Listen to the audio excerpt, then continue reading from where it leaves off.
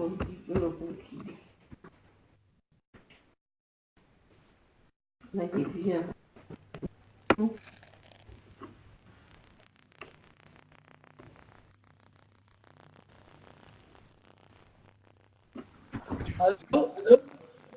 allô, allô, Oui.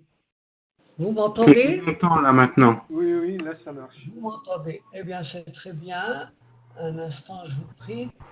Je vais essayer de prendre plus ou moins euh, ce que nous faisions auparavant. Donc, c'est l'occasion également de revenir sur les diapos précédentes afin de faire une répétition, ne serait-ce que succinctement, de ce que nous avons vu jusque-là.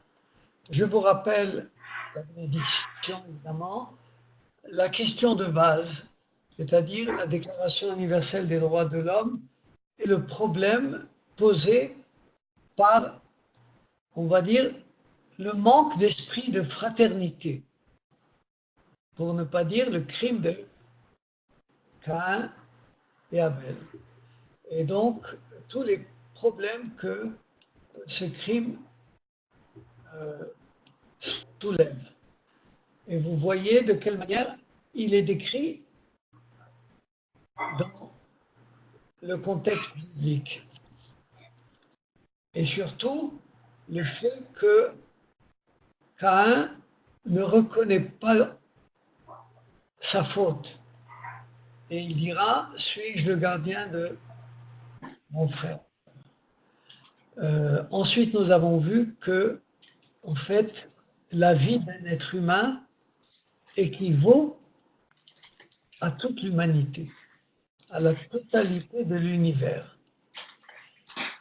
On a vu également la dimension, aussi bien morale que religieuse, de l'importance que l'on doit donner à son prochain.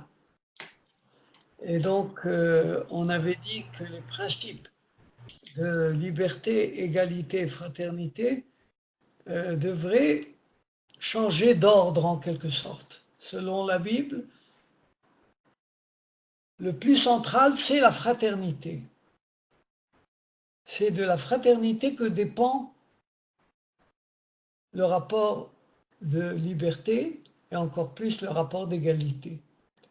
Et cela nous rapporte également à la doctrine de Hillel, tu aimeras ton prochain comme toi-même, et la véritable signification de comme toi-même. Il n'est pas écrit comme toi-même en hébreu, il est écrit ve'ahavta le'ara. Tu aimeras pour ton prochain. Le le, c'est une préposition qui nous signifie beaucoup dans ce principe de base que nous connaissons dans le comportement, la dimension morale que cela exige. Voilà. Ensuite, nous avons vu, à travers le verset de la Mishnah que nous avons cité, eh bien, la véritable intention du respect du prochain. C'est celle, évidemment, de la responsabilité personnelle que l'on a à l'égard de son prochain, mais c'est elle également qui nous amènerait à dire la grandeur de Melech Malchei HaMelachim HaKadosh Baruch Hu. Voilà comment la Mishnah a bâti ce raisonnement, parce que en acceptant de dire la grandeur du roi des rois, le Saint béni soit-il, eh bien, on peut considérer un chacun comme celui qui peut affirmer Bishvili nibra ha'olam. C'est pour moi que le monde a été créé. Ce n'est pas une manière égocentrique ou égoïste de voir les choses, mais c'est en fonction de ce que l'on vient de décrire maintenant. Du fait que l'homme est ressemblant à une pièce de monnaie, mais que toutes les pièces de monnaie se ressemblent. Et donc l'humanité est le résultat du même sceau du premier homme, Adam Arishon. Et donc l'homme pourrait dire, c'est pour moi que l'univers a été créé. Ensuite, nous avons vu cette distinction entre l'homme et la femme. Et donc, cette question à la fois d'union et la question de distinction entre l'homme et la femme. L'emploi du singulier, il le créa, et l'emploi du pluriel. Ensuite, nous avons vu un deuxième grand drame de l'univers, c'est eh bien, la tour de Babel. On a vu à travers l'histoire de la tour de Babel, un instant, j'ai oublié que je suis devant une caméra qui doit fonctionner. Ah voilà. Donc ça marche. Donc on a vu cette idée de la tour de Babel comme représentant le danger de l'uniformité de l'humanité par rapport à l'unité. L'unité en elle-même n'est que positive. C'est bien de s'unir, d'être ensemble, mais d'être uniforme et de perdre sa spécificité entraîne un projet ou une entreprise, comme celle de la tour de Babel, qui consiste à monter au ciel pour se mêler de Dieu, de ce qui n'est pas de l'humain de faire. Voilà donc pour la question de la tour de Babel. À partir de là, nous allons essayer de voir en quoi consiste cette union et dans quel but. Eh bien, c'est dans le but d'une élévation. Pourquoi je parle d'élévation? Eh bien, parce que c'est la racine de terouma. Terouma s'écrit taf, resh, vav et mem. Le resh est le même. Rom veut dire élevé. Et terouma signifie faire un don. Un don. Et dans le texte que nous allons lire, Michael, lisez s'il vous plaît, Daber el Bene Israël. Daber el Bene Israël, Reikaru li teruma, me'et kol ish asher idbenu livnu tikru et terumati vezot atikruma asher tikru, ma'itam va'ar va'kesef ou nerochet. Et la traduction? Parle aux enfants d'Israël qu'ils m'offrent une offrande de la part de quiconque qui sera porté par son cœur. Vous recevrez mon offrande, et voici l'offrande que vous recevrez d'eux: or, argent et cuivre. Voilà. D'une manière simple, on va dire que c'est l'inauguration qui se prépare du tabernacle, du Mishkan, et Moïse demande à chacun d'amener un demi-cycle. Dans quel but? En fait, la pensée de ce verset est beaucoup plus profonde qu'elle ne semble. Il ne s'agit pas d'amener un shekel ou un demi-shekel et voilà, c'est réglé. Ça n'est pas de cela qu'il s'agit. C'est plutôt le fait de pouvoir, à partir de ce don, transcender le monde profane matériel par le don qui est nécessaire à la construction du Mishkan. Il s'agit de situer souvent le récit biblique dans son contexte historique et dans ce qu'était la situation à l'époque. C'est-à-dire que nous avons ici un événement très important, c'est celui qui est représenté par la tente d'assignation, le Mishkan, dans lequel vont être déposés les 10 commandements, et ce lieu est en quelque sorte une manière de s'élever du point de vue de tout le peuple par rapport à la révélation qui avait été faite dans le Sinaï. Et donc, en quoi est-ce que cela correspond à ce don que chacun doit faire? Eh bien, la construction du Mishkan était quelque chose de très précis, c'est-à-dire une fête très particulière.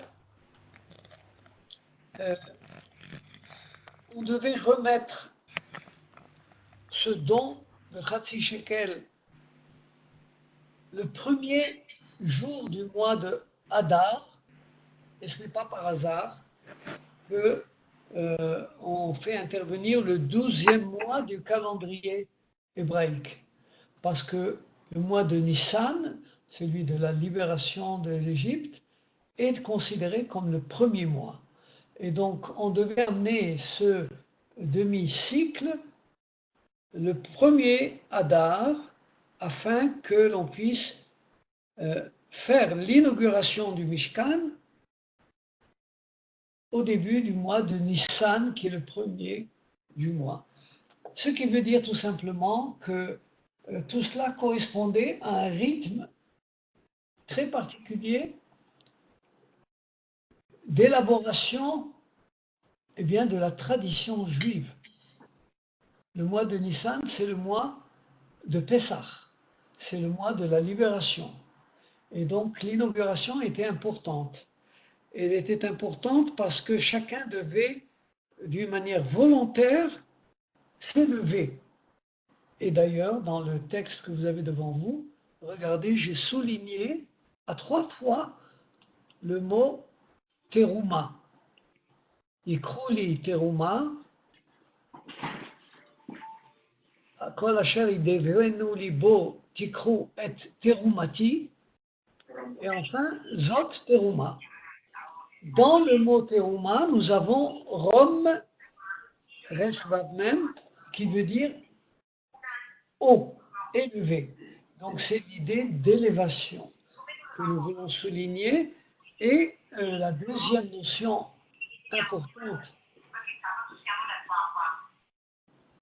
notion importante, ici, dans la deuxième ligne, le mot yidevenu libo. Alors je m'arrête une seconde sur ce terme. Il n'a l'air de rien, mais la racine, pour ceux qui aiment la syntaxe, c'est Nun, Dalet et Bet. Nadav, qui veut dire généreux. Généreux. Donc ce que nous demandons ici, c'est de s'unir afin de s'élever. S'élever à travers de la offrande, la terouma, qui vient de Rome, non pas la ville romaine, mais de Rome, Reshvav même, c'est-à-dire haut, et qui est en rapport à Yidevenu libo, c'est-à-dire sera bienfaiteur par son cœur. C'est son cœur qui il va porter cette offrande par son cœur. Et d'ailleurs, je ne peux m'empêcher de rappeler que le mot Yidevenu, qui comporte la racine nadav, a donné le mot nadiv. Que veut dire nadiv?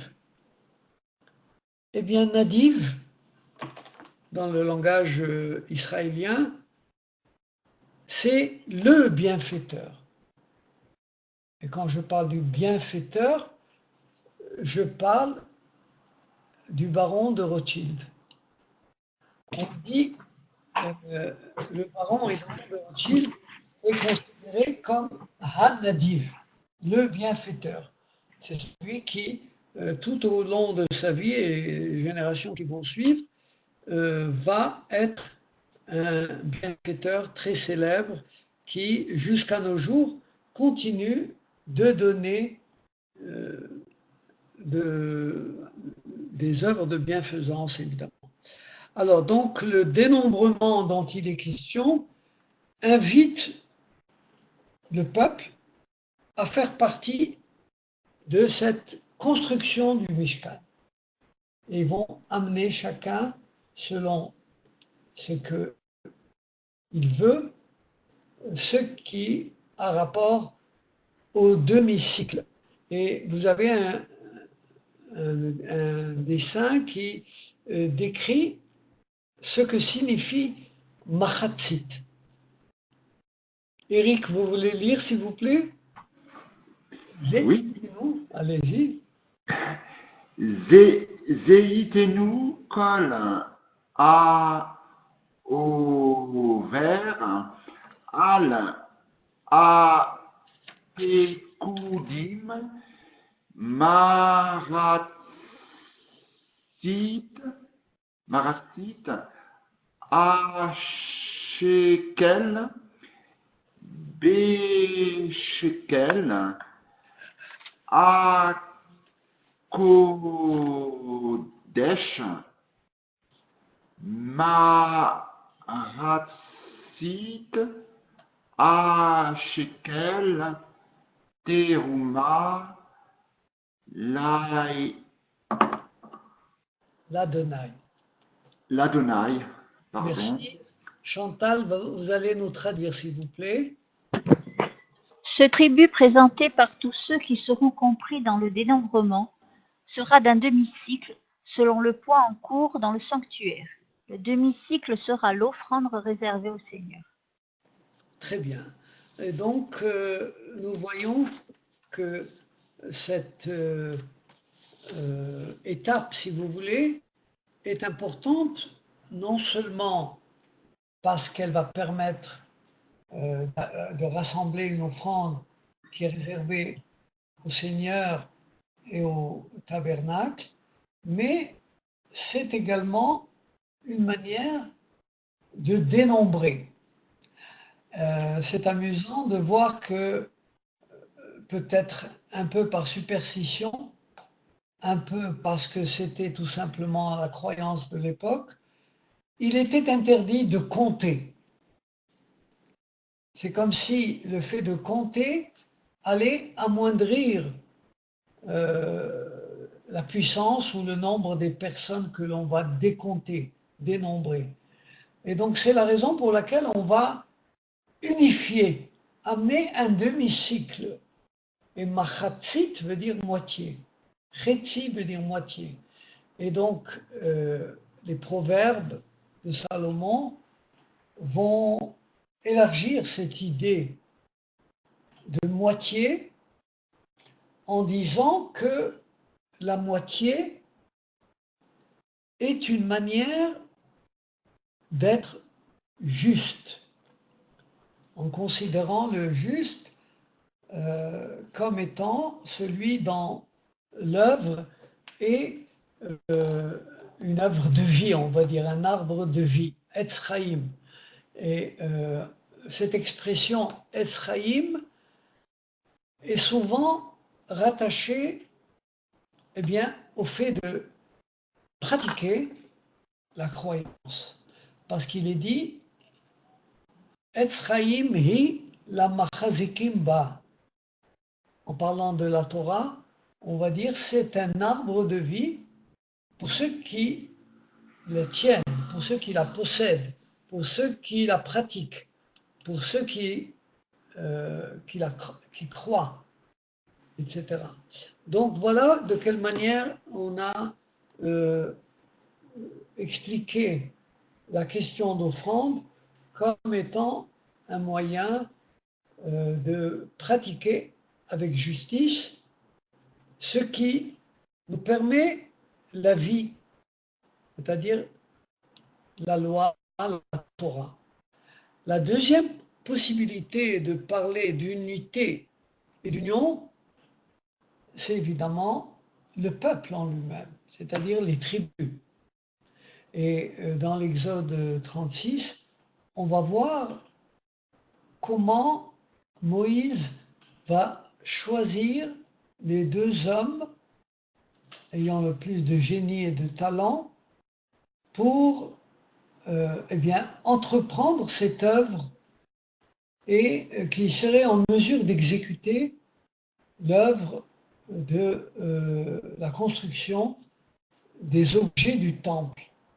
Il s'agira de Betsalel et de Aholiav. Alors on va lire, Bernard, s'il vous plaît, le premier verset. Vaïkra. Bernard. Ah, le micro de Bernard est fermé. Vous pouvez lire. Allez-y. Vaïkra, Moshe, El, Betsalel. oui, Betsalel, VL,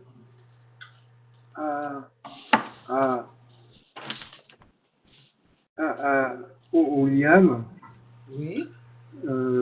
VL, Cal, Ish, Cam, Lev, Cher, Naten et Yé.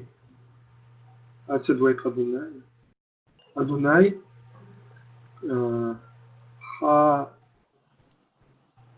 Hak, Chochma. Chochma, Beli,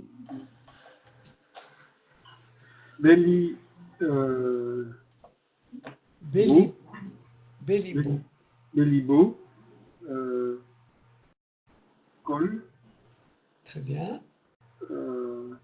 Hacher, Oui. Nesao.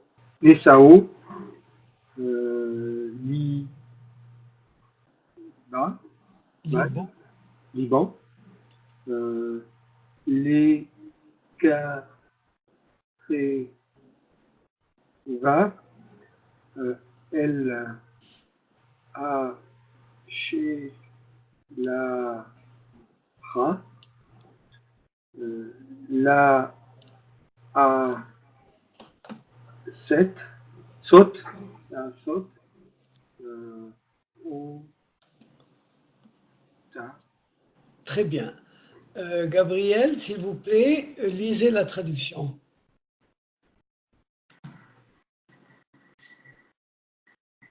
Gabriel, Calambé, allez-y, s'il vous plaît. Moïse manda Betsalet et Oliab, ainsi que tous les hommes de talent à qui le Seigneur avait départi une génie industrieux, quiconque se sentait digne d'entreprendre l'œuvre, capable de l'exécuter. Très bien. Alors, je vais rapidement vous signaler que le mot lève apparaît dans ce même verset à trois reprises. Hacham Lev, donc c'est un homme de talent, qui a un bon cœur, un cœur intelligent. Asher Chochma Belibo, un génie dans son cœur. Et Nesao Libo, c'est-à-dire se sentait digne de participer à cette œuvre dont il est question. Et vous avez le verbe la asot, de nouveau qui apparaît, et cette fois-ci dans un autre contexte, mais il a rapport à l'idée d'entreprendre et l'idée de réussir quelque chose. On avait vu ce même terme à deux reprises dans la asot. Voilà, ici. Vous l'avez ici dans la question de la tour de Babel.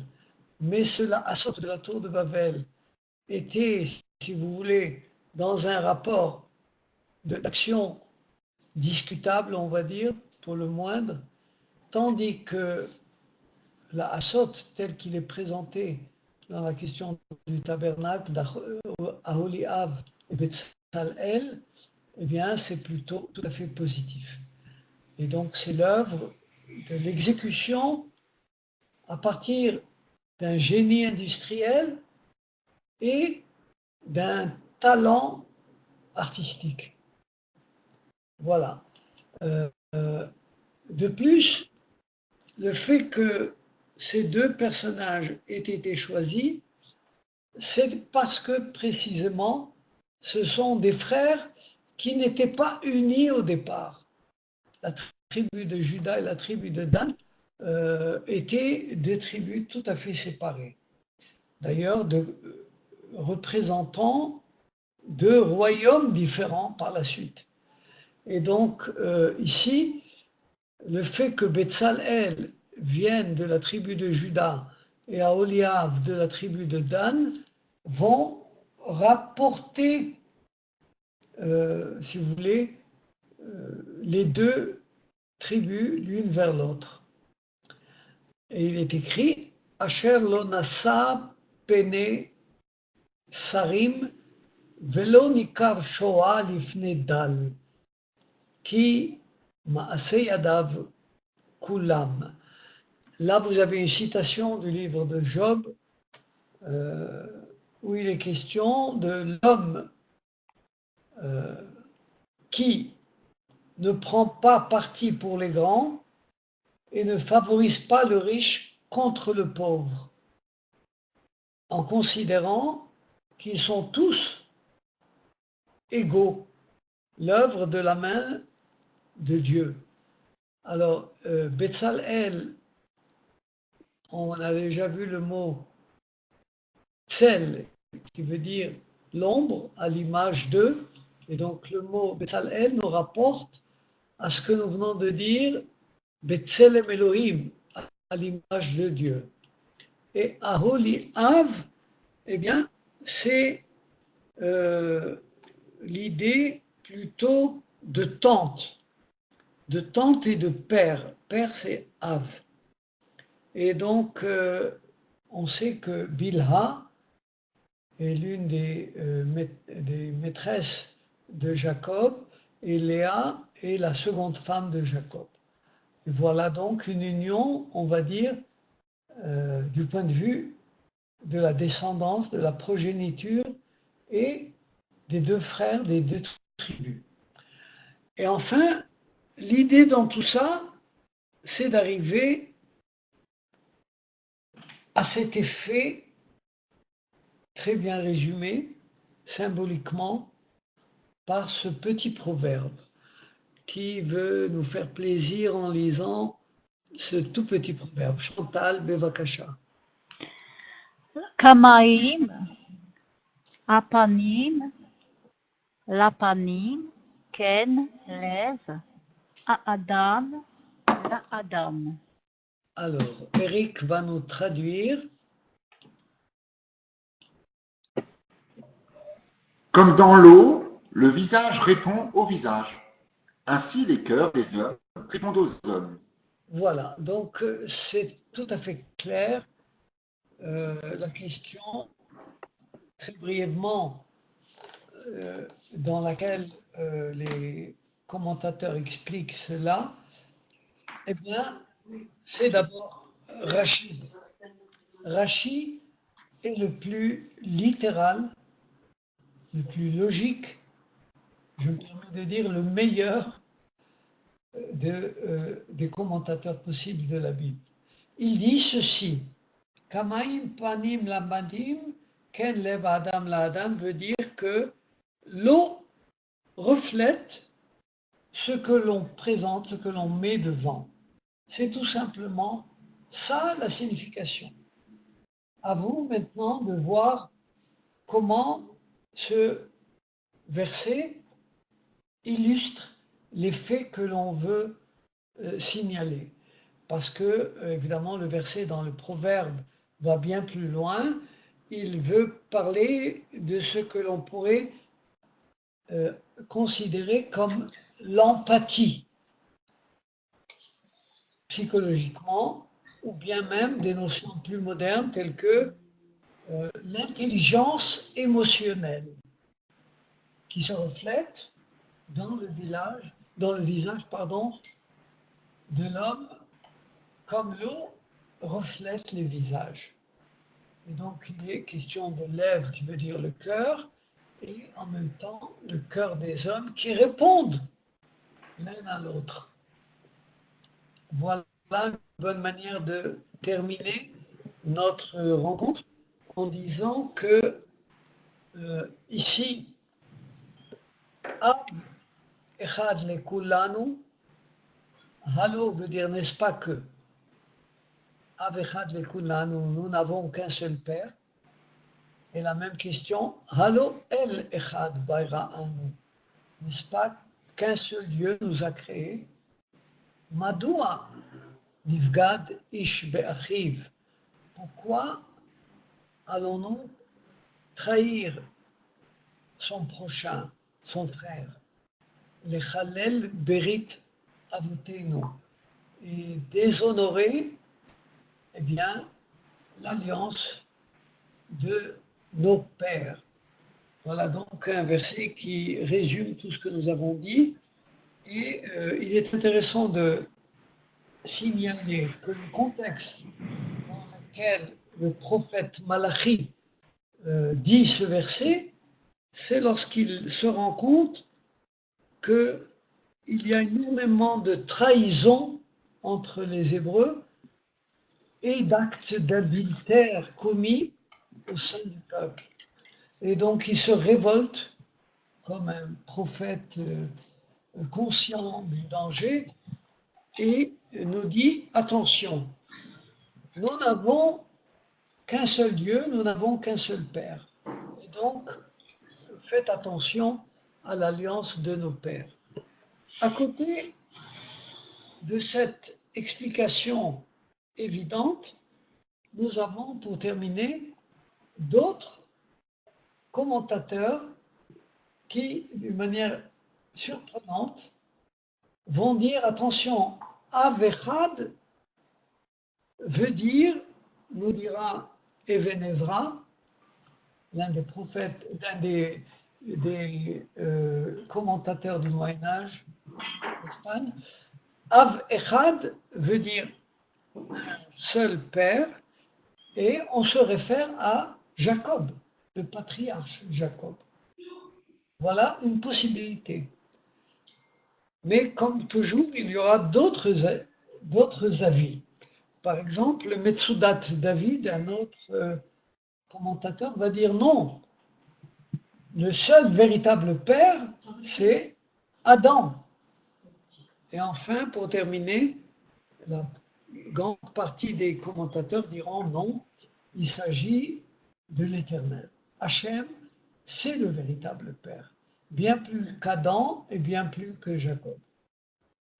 Voilà, je vous remercie, à moins que vous n'ayez des questions brièvement. Parce que nous avons dépassé l'heure. Et j'ai un autre cours. Toda Rabba. Alors, bienvenue au webinaire. Pour ceux qui sont invités pour le cours prochain, il se passera dans 15 jours et régulièrement toutes les 2 semaines. Sur quel sujet? Le prochain, c'est le patriarche Abraham.